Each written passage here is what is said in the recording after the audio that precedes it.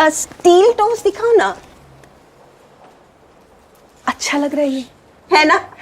भैया इनके लिए तो 6-7 इंच वाली हील दिखा दो। ठीक है।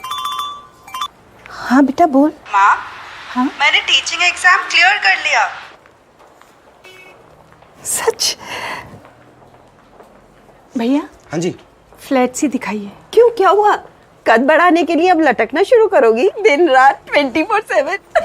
बेटी ने अड्डा 24/7 ज्वाइन किया और टीचिंग एग्जाम क्लियर किया। और बच्चे जब तरक्की करते हैं ना, तो माँ बाप का कद अपने आप बढ़ जाता है। अड्डा 24/7 की एक्सपर्ट एंड एक्सपीरियंस्ड फैकल्टी और क्वालिटी एजुकेशन से आप तैयार होते हैं बैंकिंग, टीचिंग, एसएससी जैसे अनेक कम्पिटिटिव एग्जाम्स को क्लियर करने के लिए और एक अच्छा करियर बनाने के लिए। अड्डा 24/7 जॉब है तो रॉब है। Hello everyone, welcome to Officers Adda247. Hearty welcome to all the bankers in this early morning session, and today we are here for discussing the last minute tip and the trick for your accounting subject. Okay, as you all know that tomorrow is your paper schedule for the accounting subject and today is the examination of the PPB. So first of all, I just want to say a very good luck who are just going to attempt today examination of the PPB. Like you only have to keep calm there, and you have to understand you have to just attempt the 120 questions, as there is no negative marking, so you have to attempt all the questions there. Okay, and just stay confident, okay, and stay confident, stay positive. You are just going to definitely just crack this examination. Okay, just only keep calm there and just attempt all the questions. Right now, understand the very important question, because from this session you are going to definitely just crack this JAIIB examination of the accounting. If I'm just talking about particularly accounting subject, that means through this session you are definitely going to crack your examination. Just watch this, like whatever the things I'm just going to explain you, like from this you are going to get the 2 marks questions in the examination. And what you have to do, like whatever the question, whatever the concept, whatever the explanations I am just going to hear, that the same thing you have to follow in the examination. Okay, so I'm just starting the sessions, like the very important concepts I'm just going to share here, like issuance of the shares, bank reconciliation statement, PVIF and PVIFA based questions, trial balance rectification, preparation of the final account. And you can understand, like if we just covered all these topics, that is a very hard, that is a very difficult as well as a very important chapters, and that I just going to explain you like what question that may come like in your examination. Okay, so from this session you are definitely going to get a good marks in your examination. Okay, so quickly I'm just starting the session now. Like I'm just starting with the issuance of the shares, like how to make the debit and credit entry, and because this is sure that you are going to get the questions from the issuance of the shares, debit and credit entry. Okay, so just a minute.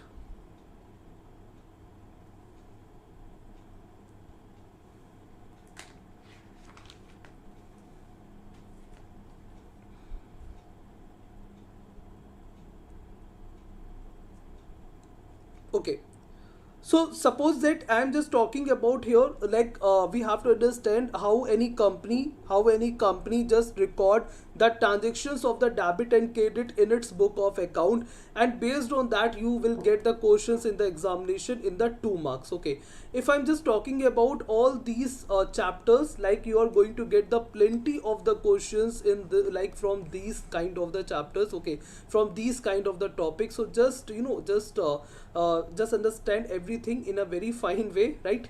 So issuance of the shares, debit and credit, how any company can just make the debit and credit, just understand. Okay, suppose that I'm talking with the example here, right? Suppose that any company that actually issued the 50,000 shares. Okay, so if I'm talking about like any company that issued the 50,000 shares with a capital of the, like with a face value of the 1 share, that is a 10 rupees. Okay, suppose that any company that issued the shares of the 50,000 rupees with a like the 1 share face value, that is a 10 rupees, and company want these 10 rupees in the installments. Okay, so when we talk about in the installment, that means in the application stage, second is the allotment stage, third first call, and the another one, that is the second call. Remember one thing here, that after the allotment, in whatever the installment there is, like you can understand, we have to mention with the call. Right now, suppose that in the application states company want your 2 rupees, in the allotment company want 3 rupees, in the first call company want 2 rupees, and in the second call company want the 3 rupees. Okay, so the question that may come in the examination, like how to make the debit and credit, like or like in the application stage, or like how to make the debit and credit in the allotment stage. So that's like from these kind of the section, like examiner can ask the question in the examination. Right now, understand how to make the debit and credit entry of that. Look, when we talk about company want this 10 rupees in the installments. Okay, so when we talk about for the company, because for the company cash word is a prohibited. Okay, that means cash word, cash term company cannot use. So we can just understand, for if we are talking about the company, that means if the company issued the shares, if I'm talking about company issued the shares, that means against the shares company will get the money into its bank account. Okay, so like how to make the debit and credit for the application stage, because if you ever applied for the IPOs, if the recently IPO, if we talk about like the LIC IPO, if you ever applied for the IPOs, then you can understand here the very first thing, that with the application, because who just want to be shareholder of this company, just who just want to be shareholder of this company, just just fill the application and fill the application with the money. Okay, that means company is going to get the money respect of the issuing shares, whatever the company issued shares. Right, so now you can understand, suppose that whatever the shares that is issued by the company, and the all shares that is duly subscribed, all the shares that is subscribed by the general public, and that all just become the shareholder in the allotment stage. Right, now suppose that we are talking about just company issued the shares and company received the fund here. Like, so how to make the debit and credit, or how company will record this transaction in the application stage. Right, so we are talking about for the first stage, that is the application stage. Look, this is a very important, you definitely going to get the 5 to 6 marks questions in the examination from this topic. That's why I just considered in the very first row, that is the issuance of the shares. Okay, so in the application stage, now you can understand, because the very first thing, that company is going to receive the money from the general public, and for the money, when we talk about the bank balance, that means bank balance is going to increase by the company. So for the application stage, we can write here, that is bank balance or the bank account is going to be debited, while when we talk about the share, like this application, that means bank account is going to be debited against what? Against the share application, because that is going out from the company. That means application or the application, share application, that is going to out from the company. For that, the bank account is going to be debited here. Okay, now understand one more important thing, that is application, allotment, first call, second call, that all are the part of your share capital. That all are the part of your share capital. Right, that means when we talk about, because this share capital, when we talk about the 10 rupees, this 10 rupees have to go where? This 10 rupees have to go in the share capital account. Okay, this 10 rupees have to go where? This 10 rupees have to go in the share capital account. So when we talk about like application money, when the company is going to receive the application money, that means this application money have to go in the share capital, this allotment money have to go into the share capital, this first call have to go into the share capital, this second call have to go into the share capital. Now, right now, after that you can understand, because this is going to be debited and this is going to be credited by what amount, then you can understand, because the 2 rupees that company is going to receive for the 50,000 shares. Okay, so what we can write? We can write here 50,000 multiplied with the 2, and that is a 1 lakh rupees. And now again for this, that is going to be 1 lakh rupees. Okay, so this is how we have to make the entry for the application stage.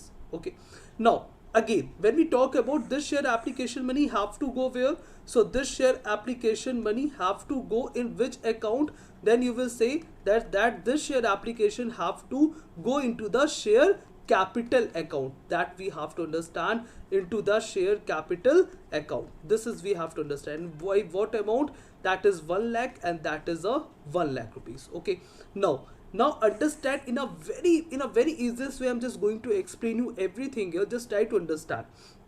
Look, when we talk about here that application, for the application stage we discuss how to make the debit and credit transactions. Okay, when we talk about the allotment, when we talk about the first call, and when we talk about the second call, for this, whatever the step I'm just going to explain you for the allotment stage, the same would be repeated for the first call and the second call. Only the amount and the name would differ here. Okay, now understand, because company get the shareholders in the allotment stage. When we talk about company get the shareholders in the allotment stage, now just understand with the example here. Suppose that I just want to take a new Wi-Fi connection. So what I have to do, that I have to first become the subscriber of the company. For that, like I just want to take, like from that I just want to take a new Wi-Fi connection. Okay, suppose that I just want a new Wi-Fi connection. So first I have to fill the form, and like with the form I also have to pay the money. Right? So like you can understand, for the first month I just first pay out the like whatever the amount for the whole month, and from the next month, okay, first I consume the data, and then the bill is generated. Okay, in the clearly explained, I just these all things I explained in my live sessions. Okay, if you just read, then you can understand better here. So like from the second month, the bill is become due, and after that you will pay that. Okay, like for the first month you first pay, and then you consume data. From the second month, because now you become the subscriber of this company, so the bill that is become due, and after that you will pay that. Okay, so now like whatever the step you followed in the application stage, opposite of that you have to do in the allotment, first call and the second call, and whatever the installment like company want, this 10 rupees. Okay, now understand, for the allotment stage what I will do, I will first write this. Okay, so what I will write here, share allotment account,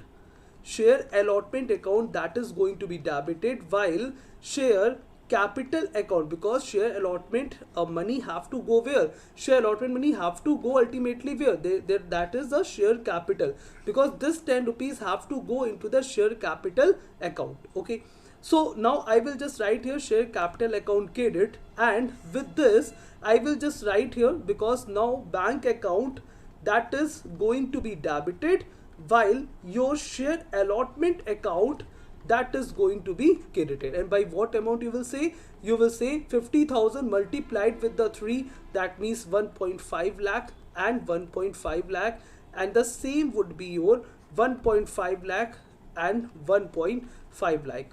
Okay, this is how you actually make the entry for the application allotment, first call, second call. The same thing you have to do for the first call and the second call as well.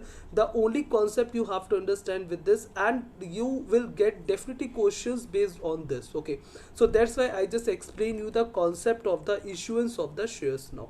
Right, so what you simply have to understand, look, simply you have to understand here two things.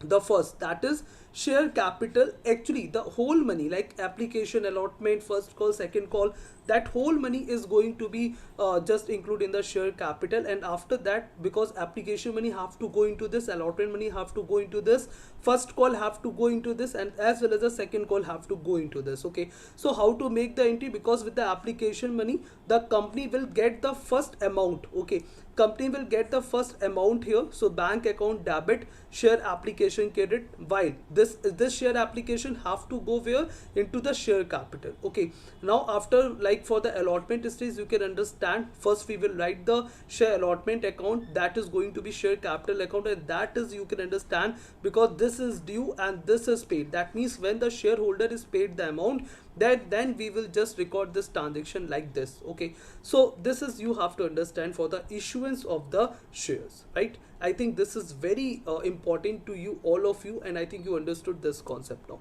Second is if we concern about the bank reconciliation statement, that means definitely you are going to get the questions in the examination based on the bank reconciliation statement. Now understand how to solve the questions of the bank reconciliation statement in the examination. Okay, first what you have to do, and from the bank reconciliation statement definitely you are going to get the 5 to 6 marks again, like some questions you will get in the theoretical term and some questions you are going to get in the numerical term. Okay, so what I told you, one thing I told you about the cash book and one thing I told you about the passbook, and this is a very important and this really helpful for your understanding, like how to just attempt the questions in the examination of the bank reconciliation statement, right? So when we talk about this is debit side, this is credit side, this is debit side, this is the credit side, and we also know that the cash book and the passbook both are the mirror image of each other. That means the cash receipt in the cash book, we are just going to just record the cash receipts on the debit side while the cash payments on the credit side, right? While like in the passbook we can understand like the cash payment we are going to record on the debit side while cash receipts we are going to record into the credit side. Okay, now understand a very important thing here. Suppose that we are talking about like the question is giving the credit balance as per the passbook. Now try to understand. Now I'm just going to explain you two concepts here. One concept is for the cash book and the passbook, and the one concept is here for the bank reconciliation statement, because based on that, like based on these concepts, you're definitely going to get the question in the examination. Now when we talk about here that the credit balance as per the passbook, that means we are talking about the cash receipts. Now understand, like when we talk about the debit side of the cash book, this is we can understand as a account balance or the positive account balance of the customer. You can understand like this. Okay, when we talk about this cash payment is actually considered as a liability that customer have to pay, and this is something that is the asset for the like the customer. Okay, the second principle you always have to understand, the customer immediately record the transaction. What I am just saying, customer immediately record the transactions in its cash book. Okay, and there are some also transactions for that customer is not aware,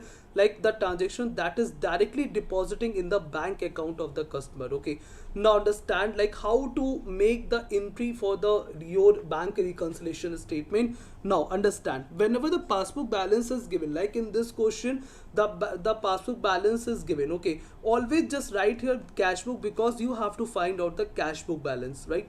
Second what you have to do, second you have to make the table like this, that is the cash book and the passbook.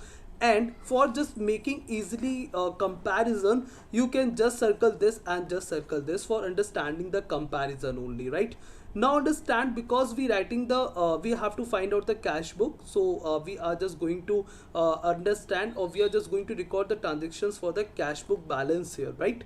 Now when we talk about the credit balance as per the passbook that is given, now just try to understand credit balance as per the passbook is given. Suppose that I'll always understand whenever any balance that is given in the term of the overdraft, or whenever any amount that is given in the terms of the liability, that means you have to record here with the negative term. But here that is given the credit balance as per the passbook, that means this is actually the positive balance, or this is, you can understand, the account balance of the customer that is given. That means we have to write with the positive figure. Okay, so with how much amount you will just write, that is 86,500. After that, bank charges charged by the bank, that is a 5,000. That all the conditions for that actually the mismatch occurred between the cash book and the passbook. This is you have to understand, right? Now when we talk about here, okay, just let me erase all of the stuff here. Okay, so we have to find out the cash book here, and we are just going to make the table like this, that is cash book and the passbook. Now you can understand the credit balance, that is actually the positive 86,500. Bank charges charged by the bank, that is a 5,000, so we are just going to subtract here. that means bank is actually charged by the bank. Look, whatever the transactions that is going to be occur in the bank directly, whenever we talking about, that is like suppose that we are talking about the cash book and the passbook, so you have to understand we are talking about the same customer. This cash book and passbook we are preparing for the same customer, okay. And you can also understand this passbook is also known as a bank statement, right? So suppose if we are talking about here that bank charges, like whenever we are talking about this customer, like this customer prepared the cash book in its home, you can understand this customer actually prepared the cash book at its homes, and this customer is having the bank account, okay, and the bank account, or say the pass, or you can also say here that the bank account or the bank like the passbook or the bank statement, okay. So bank, like this customer is having the bank like the bank account in any bank, and you can understand this is a passbook like for this customer. So any transaction that is going to directly deposited, any transaction that is going to directly deposited or directly charged, okay, like any amount that is going to deposited or any amount that is going to be deducted directly, for that you have to understand actually customer is not aware of that transaction, okay. So for same that if I'm talking about the deposit, that means this is going to be deposited in the passbook, while in the cash book this would reflect as a zero because customer is not aware of that. Because bank reconciliation statement, one feature is that customer is going to immediately record the transactions in its book of account, okay. Now I'm just going to quickly explain this. So when we talk about bank charges charged by the bank, that is 5,000 rupees, but customer is not aware of that. That means for that the cash book balance is a greater than, so I will just write here 5,000 rupees, okay, with like how much amount, that is a 5,000, okay. For the second condition, that is the insurance premium paid by the bank, that is 5,800. Again customer is not aware of that, so I will just write here plus 5,800. For the third condition, your check deposited but not yet credited, that means customer is actually deposited the check of the 25,500, but bank is not credited that, okay. That means this would zero, but cash book is still is greater than the cash book, so passbook, so you will just write here plus 25,500. Now next, that is check issued but not present for the payment, that means check is issued of the 26,000 rupees, but it is not presented for the payment. That means you can understand here that it is not presented, that means in the bank statement this transaction is actually just reflecting as a zero, okay. For that the cash book balance is a lesser than the passbook, so you will just write with the minus 26,000 rupees, okay. Next, when we talk about wrong credit to the firm account by the bank, that is the 12,000 rupees. That means wrong credit to the firm. Now this is a very important thing to understand, okay. That means bank by mistake credited the 12,000 rupees in the customer's account. So that means by mistake it is credited into the customer's account with the 12,000 rupees, but customer is not aware of that. That means again this would reflect as a zero in the cash book, okay. I think this is clearly understandable for everyone here, that how to just make the all the entries with the cash book and the passbook, okay. Now understand here, just a minute, okay. Now understand here, when we talk about for the fifth condition, as we understand this, that is going to be plus 12,000 here, and it is going to be zero here, and direct deposit by the customer into the bank, that is a 30,000 rupees, right. So direct deposit into the bank for the 30,000 rupees, for that you can understand this should be the plus 30,000 and this should be the zero, because customer is not aware of that, because direct deposit by the customer there, okay. For the fifth condition you can just understand this is less than, and for the sixth condition is also less than here the cash book, so you will just write here minus 12,000 and minus 30,000. Now just tell me what will be the total value of this, okay. Just solve, just try to solve this. What will be the total value here?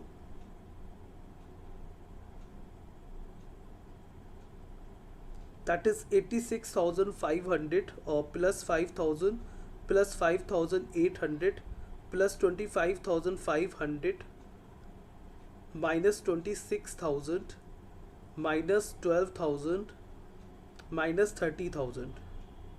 So this will become your 54,800. Okay, this would become the 50,800. So that would be your answer for this bank reconciliation statement question. Okay, so this is how you actually have to do the questions in the examination also. I'm hoping that this is understandable to everyone here, like how to solve this question in the examination. Like, look, you have to understand here that whenever we're talking about the bank reconciliation statement, because surely you are going to get the theoretical as well as the numerical question from that. That's why this is the class from you are definitely going to get the good marks in your examination. Okay, like all the important point I am just discussing here, right? So I think this is clear to everyone, like for the fifth and the for the sixth also, because it is wrongly credited to the firm account by the bank, like the 12,000 rupees, and it is directly deposited by the customer into the bank. So like both of the condition, customer is not aware of that. And the second thing, because that's where the mismatch actually occurred, okay, between the cash book and the passbook balance. Now okay, now again a very important thing, because you are definitely going to get the questions based on the PVIF and the PVIFA, like the base questions you are going to get into your examination.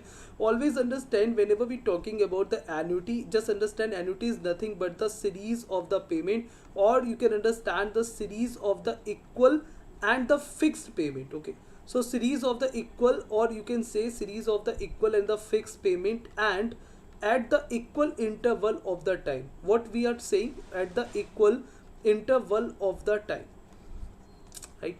So annuity is nothing but the series of the equal and the fixed payment at the equal interval of the time. Suppose that I'm just talking about here, like this is your timeline, and I'm just talking about that you are going to receive your like pension after the 60 years, suppose at 2,000 rupees every month. Okay, so that means 2,000 rupees every month, 2,000 rupees every month. Okay, and this you are getting till the fifth, like for the fifth of month. Okay, so when we talk about this is 2,000, so now you can understand this is called the annuity case. Okay, and as you just understand, annuity is a two type of, like ordinary annuity and the your annuity due. Okay, ordinary annuity, whenever you are talking about the ordinary annuity, that is all about the at the end of the period, and the annuity due, that is the at the starting of the period. Okay, anyways, now when we talk about here, that is PVIF and the PVIF, just try to understand the concept here.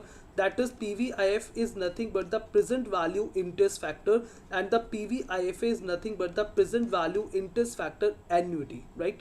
So when we talk about the PVIF and the PVIFA, this is PVIF, that is present value interest factor, and this is present value interest factor annuity. Remember, do not forget to take your calculator for your examination. This is a very important thing, right?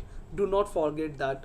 Now when we talk about, like whenever, like any question of the bond, because you are definitely going to get the questions of the bond in the examination, that's why I just considered this question. Okay, because this is very important to understand. You know, whenever you are getting the question of the face value, and you will get the question of the coupon rate. Okay, so whenever you are getting these two terms, that is the face value and the coupon rate, immediately multiplied that, and you will just going to get the interest payment. You will going to get the interest payment, that what the interest payment that is received by the investor or the bond holder. Okay, right? When we talk about the face, immediately, and never confuse with that, because whenever and one more important thing, that in the bond chapter you always have to understand, coupon is nothing but the interest. Coupon is nothing but the interest. Okay, when we talk about the bond chapter, coupon be treated as the interest. Okay, like so coupon rate, where the coupon rate would be implemented, you will say coupon rate always implemented on the face value of the bond, right? Now after that, because of face value that is given the 1,000 rupees, so we will just write here 1,000, and it bears a coupon rate that is a 12%. So immediately just multiplied in this, and you will get the interest payment that is a 120 rupees, right? And this 120 rupees, now you can understand, because it is a maturity period of the 3 years. Now understand what we understand by the bond. Okay, because bond is actually issued by the government and the corporations, okay, for raising the fund, and against this bond actually the investor is going to receive the interest as well as the payment, or the as well as the face value of the bond at the maturity of the time. Okay, so suppose that bond maturity period that is 3 years given, so that means you can understand that for the first year the investor is going to receive this 120 rupees, for the second year again the investor is going to receive 120 rupees, for the third year the investor is going to receive the 120 rupees as well as the face value of the bond. This is your 1000 rupees. Okay, now what you have to do, now you have to understand the required rate of return on the bond, that is the 10%, and this is sometimes also just given as a discount rate. Now again, this type of the question you may also get like just only the terms are different. In the capital budgeting you will get the discount factor and the discount rate. You should know about the discount factor, because in the capital budgeting chapter you will get the questions based on the discount factor, and the PVIF and the discount factor you can understand the relationship here.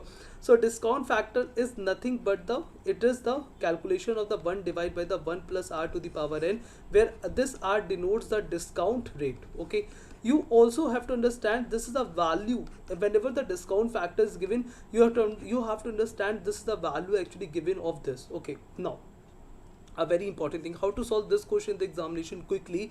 Just understand this.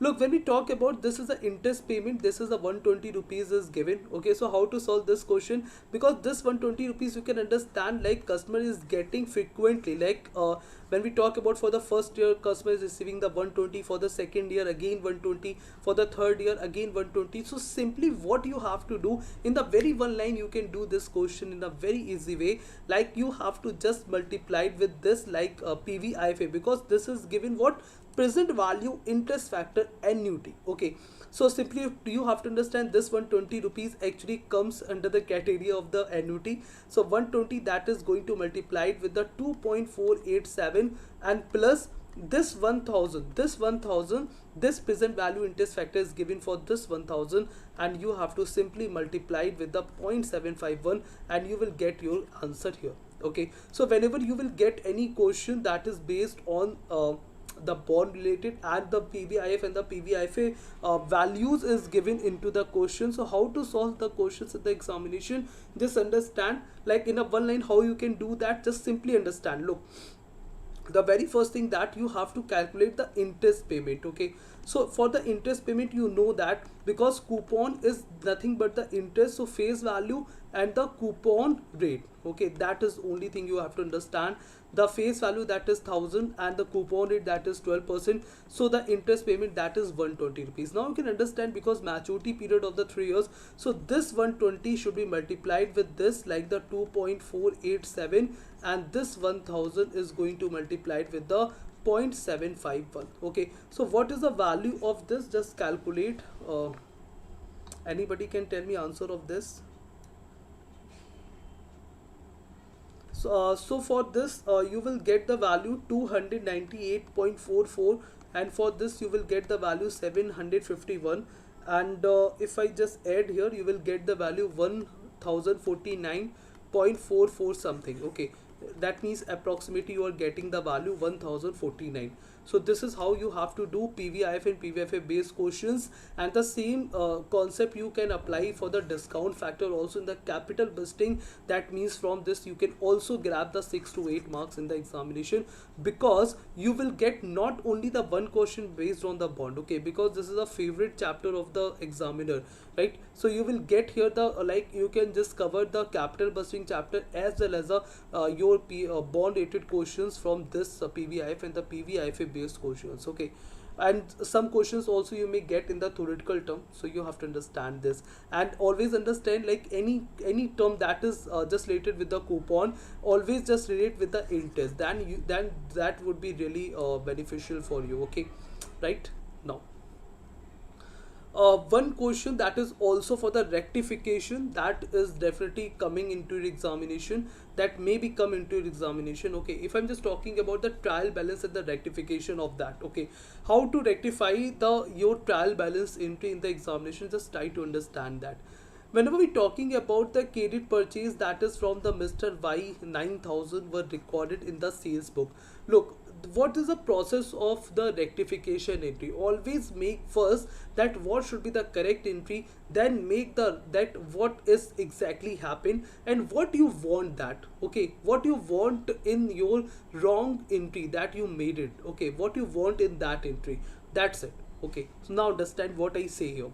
Look, what is the question? That is credit purchase from Mr. Y 9,000 were recorded in the sales book. Now just stop here. Okay, when we talk about the credit purchase from Mr. Y, that is 9,000. Now understand here what should be the correct entry, because this is a debit side, this is a credit side, right? So when we talk about here the credit purchase from Mr. Y, because Mr. Y belongs to which account category? The Mr. Y belongs to the personal account category, right? For the look, account category is also very important to understand. Do not skip that, because if you skip to revise the account categories, then the very you cannot make the general entry comfortably in the examination. Just try to understand, whenever we're talking about the account categories, there are basically, we are talk about the personal account category, we talk about your real account category, we talk about the nominal account category. Okay, so for the personal account category, debit and credit concept says that debit the receiver and credit the giver. Okay, for the real account category, we say debit what comes in and credit what goes out. And most importantly, if I talk about the Mr. Y, so you can understand the natural, artificial, as well as the representative personal account. For that, the debit and credit concept says that debit the receiver and credit the giver. So if any company has done the credit purchase from Mr. Y, so in that scenario, Mr. Y is working as a giver, right? So what we have to do? Purchases always comes under the debit side, whether it shows for the asset purchase or whether it shows for the expenses, all just comes under the debit side, right?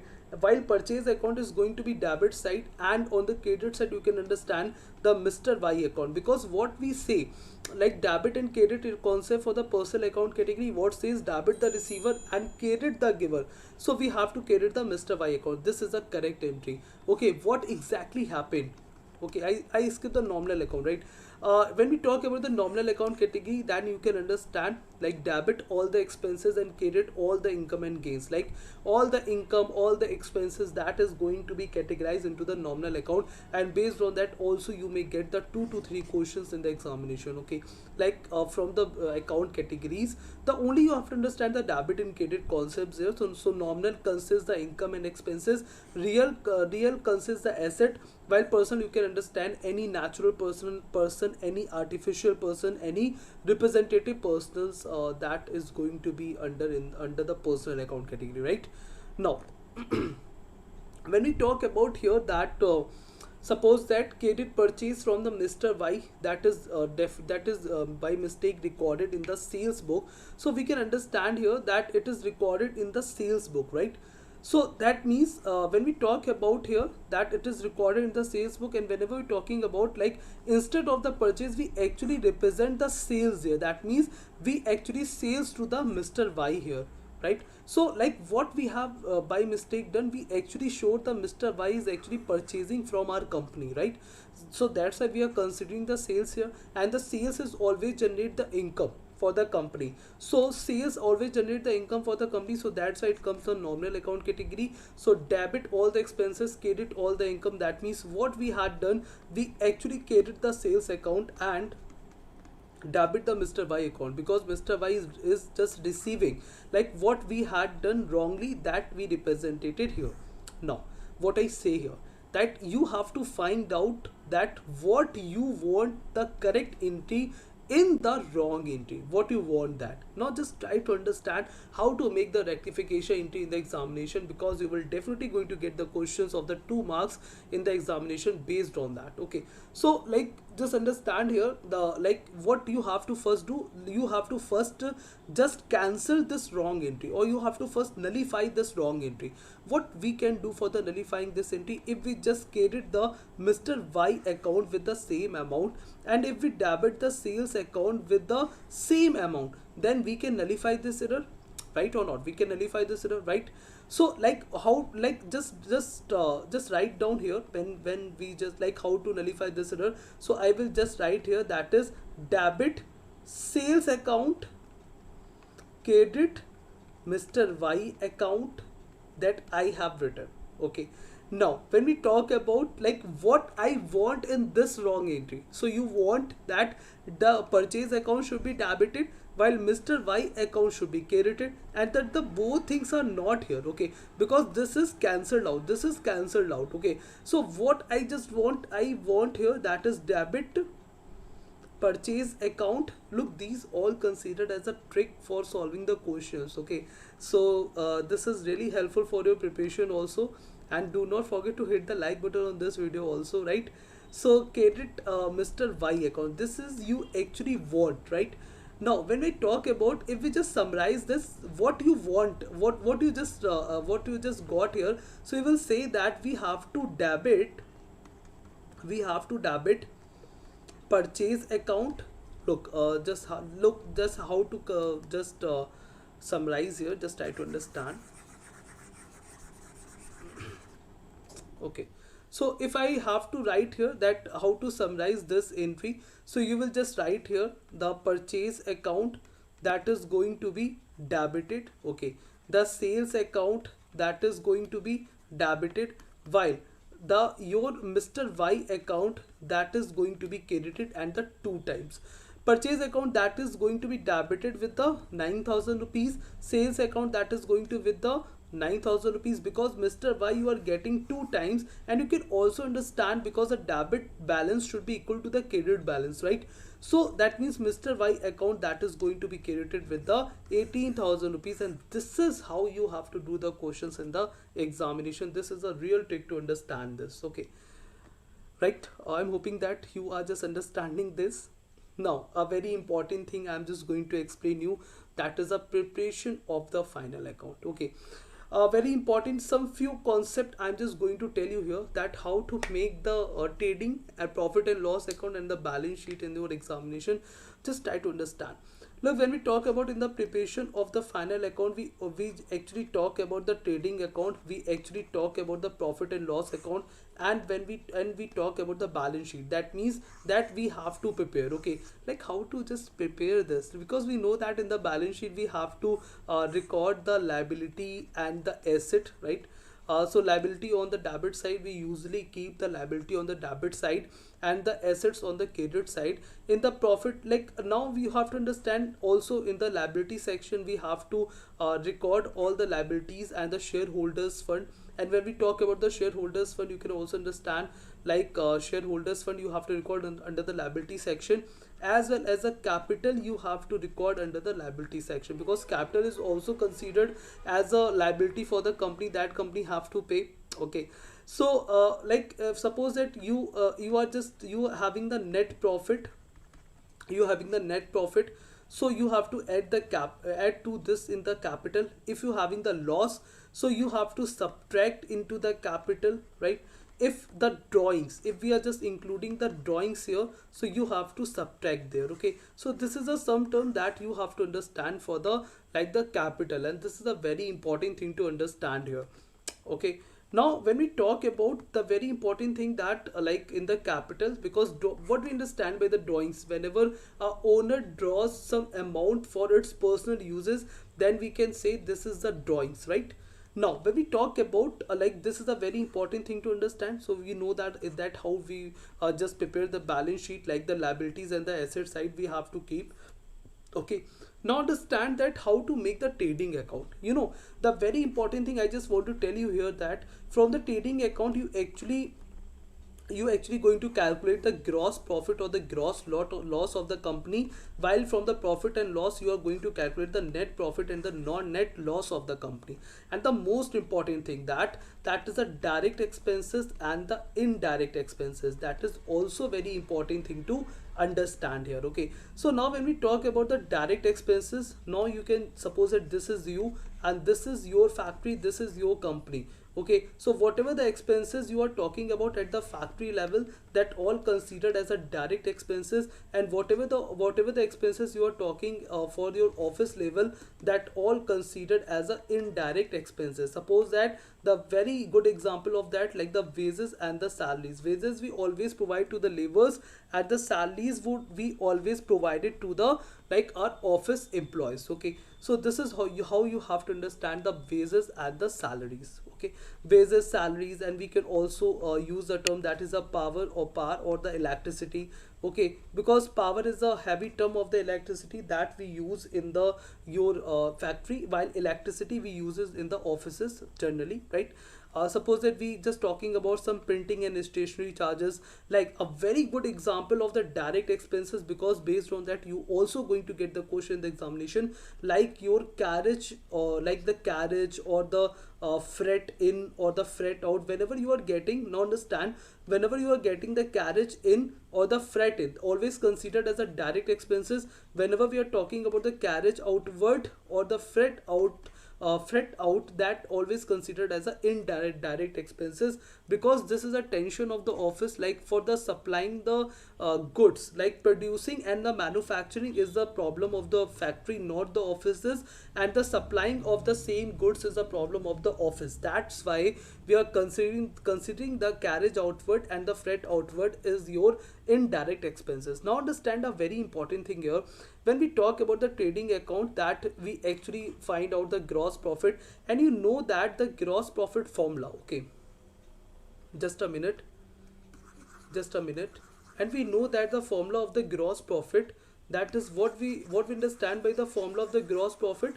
That is, gross profit is the formula of the gross profit, that is, just a minute, just let me remove this. That is the formula of the gross profit, that is your, when we talk about the gross profit, what is the formula of this? That is a sales minus cost of goods sold. That is sales minus cost of goods sold. Okay, so sales minus cost of goods sold, that you can understand here, that gross profit. So when we talk about the sales minus cost of goods sold, that is your what is the formula of the cost of goods sold? That is opening stock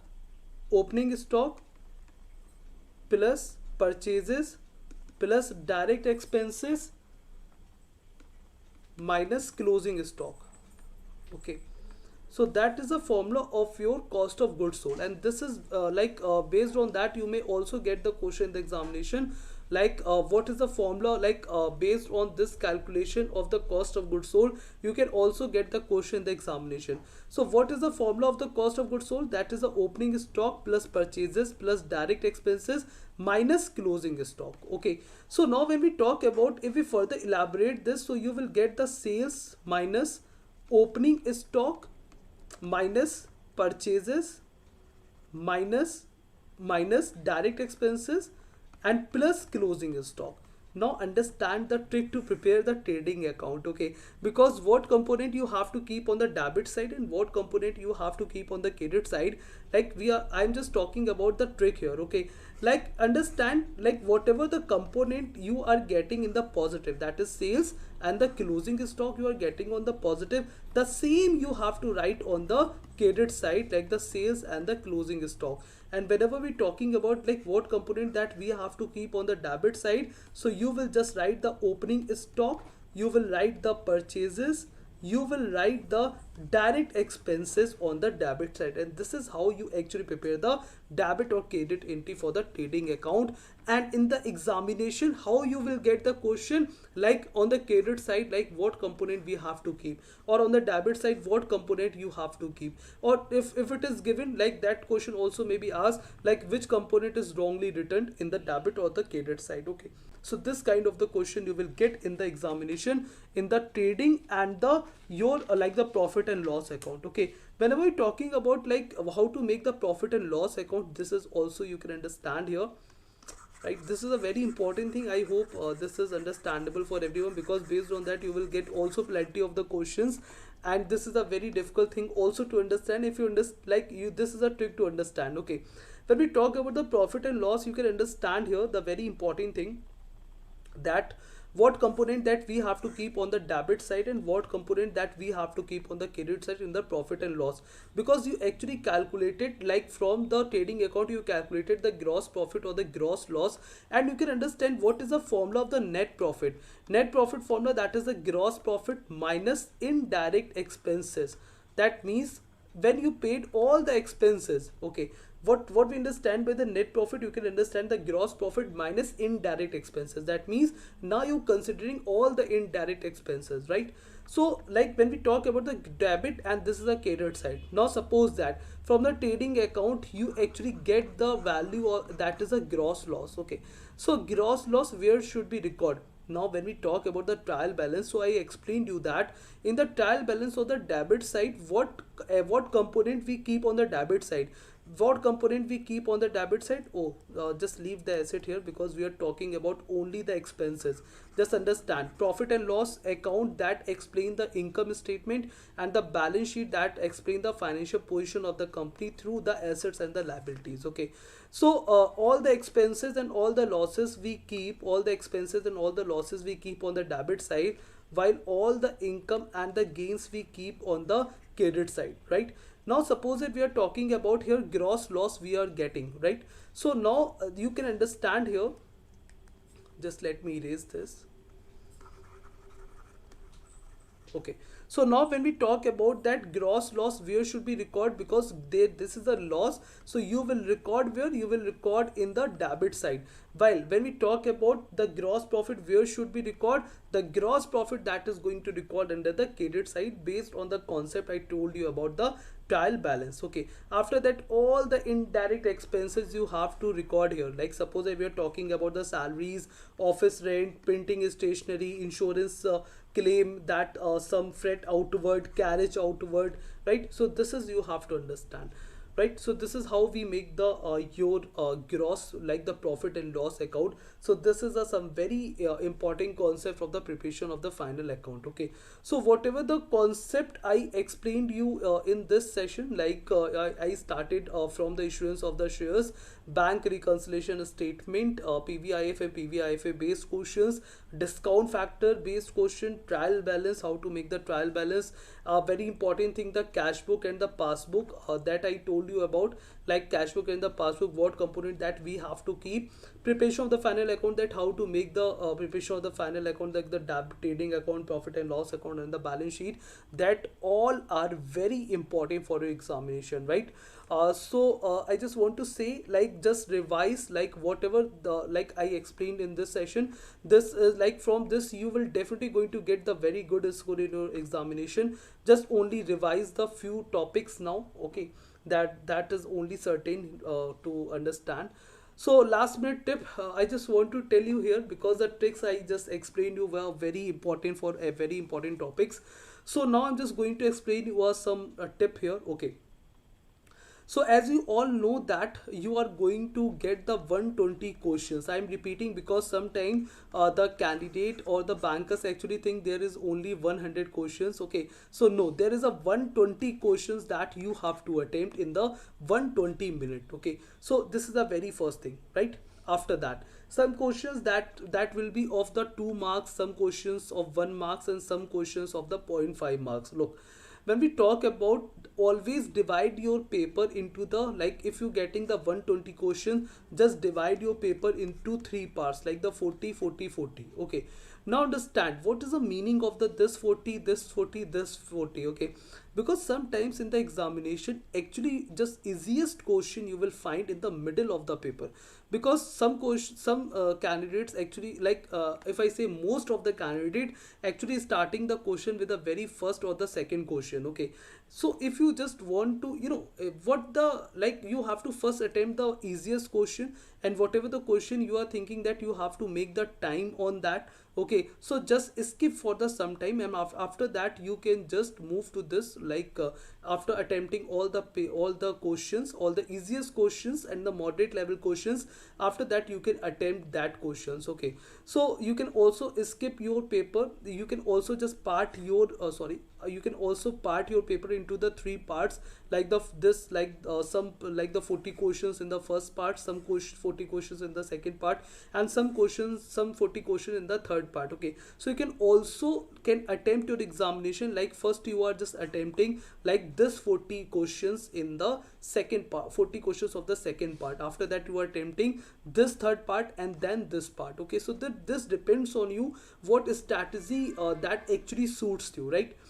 Third, that is attempt all the questions as there is no negative marking. That means as you all know that there is a no negative marking there, so do not forget to mark any single question. Okay, just mark all the questions there. And the very important thing, that term I am just using here, that is accurate. Okay, just you have to keep accuracy there. That means whatever the options you are marking, just look, if you just finding that this is just you this is a question that you read, okay, or this is the concept you read, so you have to be accurate there. That means like how, like you will having the sufficient time in the examination, so be like you also have to be focused on the accuracy there. Okay, so do not forget to mark, like do not forget to be accurate there. Okay, and another thing, that do not forget to take your calculator, because sometimes we forget to take the calculator, and because there are very many calculations you are going to get into your examinations, so like do not forget to take your calculator in the examination. Simple calculator is allowed. Okay, that having the 8 operations that you can understand, the battery operated calculators, so the simple calculator that is allowed, so do not forget that. Okay, and remember 120 questions and all the questions you have to attempt, and second is that be accurate there, right? So this is a last minute tip for you, all of you guys, and I'm just wishing all the very best and all the good luck to all of one here, and I'm just hoping that everyone just going to get in this examination at least 70 marks into your paper. Okay, right? So wishing you a very good luck for your examination for your PPB, AFB as well as the LRB examination. So good luck for your exam, and do the best and make proud of us. Okay, and one more thing I would like to say here, that Adda247 like if you just want to enroll for the new batches, their new test series, new mock test, new ebook, so there is a flat 77% off that is running with the double validity on the JAIIB and the CIB. Okay, so you can use the code that is Y422. With this code you are going to get the 77% off there, right? So you have to visit the Adda247 for that. Right, so thank you everyone for watching me in this session, and if you liking our effort, liking our content, do not forget to like this video, share this video to your friends, and subscribe the channel also. So once again I just want to say here that a very good luck to everyone for your examination. Okay, so thank you everyone for watching me.